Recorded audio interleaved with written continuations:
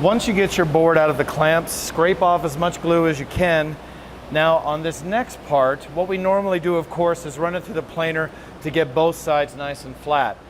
We're not exactly going to do that now. The key to this project is to keep this as thick as possible. And since I have to cut it and re-glue it, means I'll have to plane it again afterwards. So all I'm going to do is plane down one side, get one side flat. And I want to take off as little as possible to do that. So I'm going to start at 15/16. That's a 16th bigger than we normally go. And that way I'm just barely shaving it, and I can do a pass or a half pass at a time until I just get one good flat side.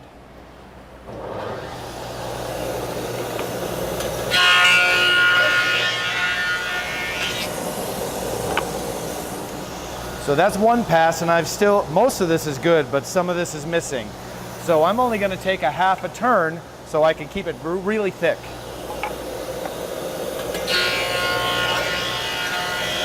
Now we take that good face and put that good face down. That at least will give us a nice stable base as we cut off the end.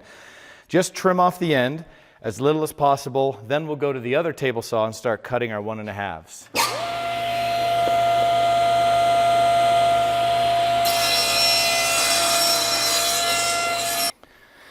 Now we set the table saw to 1.5 and make as clean a cuts as you possibly can.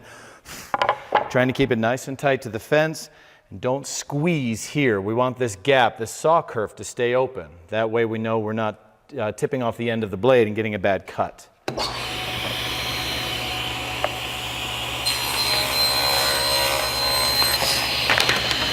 Nice and easy.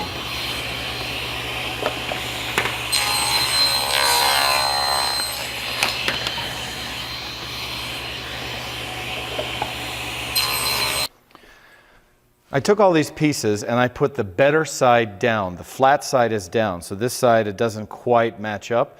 Take every other piece and flip it around. I wouldn't flip it over because we need that good side, that good face down on each one of them. So after you flip them, we have our nice checkerboard. Now to help it stay flat, these clamps are not very flat. I cut a piece of wood, a piece of this 1/4" melamine. Glue doesn't stick to this white stuff, it scrapes right off. And I cut it about a 1/2 inch smaller than the board itself, and I just kind of slip it under there like that. That will help hold these flat. Now to also help, I've cut these two pieces that I'm going to clamp this way, trying again to keep them as straight as possible. I'm trying to keep it from being put together with the squares off. So the closer I can get that, the better. And I'll just put these clamps on, squeeze them together so that that's in fairly snug, and then I can use my bar clamps. So turn up all of these and get them all glued together.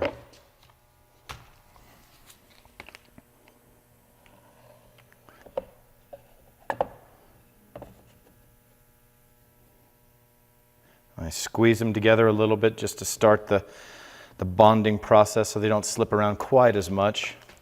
This part is a little bit tricky to do, so it would help if you had a friend. I'll show you how it can be done. So open it up, try to hold it in place with that one and stick this one in. And this is not very easy. As you can see, things are moving around.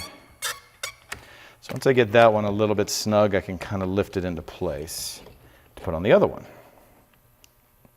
There we go.